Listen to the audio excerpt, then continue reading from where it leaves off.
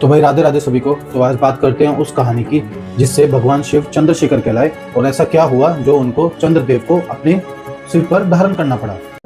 ये वो श्राप था जिसके कारण चांद की रोशनी धीरे धीरे समाप्त हो रही थी और पूरी पृथ्वी पर अंधेरा छाने लगा था। स्थिति इतनी भयावह हो गई कि स्वयं भगवान शिव को प्रकट होना पड़ा। इस अद्भुत कथा की शुरुआत होती है प्रजापति दक्ष से, जिन्होंने अपनी 27 नक्षत्र पुत्रियों का विवाह चंद्रदेव से किया, लेकिन एक शर्त पर कि चंद्रदेव सभी पत्नियों को एक समान व्यवहार करेंगे। पर हुआ इसके बिल्कुल विपरीत। चंद्रदेव का सारा प्रेम, सारा ध्यान सिर्फ एक पत्नी रोहिणी पर केंद्रित हो गया और बाकी 26 पत्नियों के उपेक्ष, उनका दुख, उनका अपमान जब प्रजापति दक्ष तक पहुंचा तब क्रोध में उन्होंने चंद्रदेव को श्राप दे दिया। तुमने मेरे वचन का अपमान किया है, इसलिए तुम्हारा तेज, तुम्हारी कलाएं, तुम्हारी सुंदरता सब धीरे धीरे नष्ट हो जाएंगे और तुम क्षय होकर समाप्त हो जाओगे।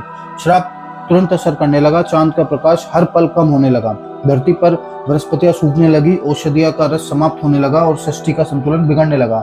अपने अंत को निकट देखकर भयभीत चंद्रदेव ब्रह्मा जी के पास पहुंचे।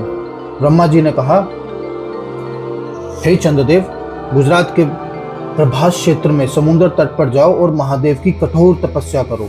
चंद्रदेव ने वहां शिवलिंग स्थापित किया और घोर तप में लीन हो गए।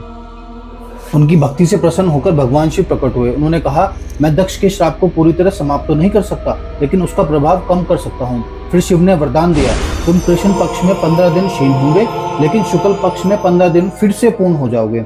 और तभी से चंद्रमा घटता बढ़ता है। भगवान शिव ने चंद्र को अपने मस्तक पर धारण किया और वो स्वयं चंद्रशेखर कहलाए। जिस ज्योतिर्लिंग की चंद्रदेव ने पूजा की थी वह सोमनाथ कहलाया। सोम यानी चंद्र और नाथ यानी भगवान। आज भी गुजरात के वेरावल में समुद्र तट पर सोमनाथ मंदिर उसी गौरव के साथ खड़ा है जहां चंद्रदेव को श्राप से मुक्ति मिली थी। सोमनाथ मंदिर एक ज्योतिर्लिंग में आता है और ये सबसे पहला ज्योतिर्लिंग है 12 ज्योतिर्लिंगों में से। इस मंदिर का एक और रहस्य यहाँ स्थित बाण स्तंभ बताता है कि यहाँ से दक्षिणी ध्रुव तक समुद्र के रास्ते में एक भी जमीन नहीं है। अगर आप भी भगवान शिव के भक्त हैं तो कमेंट में लिखे हर हर महादेव।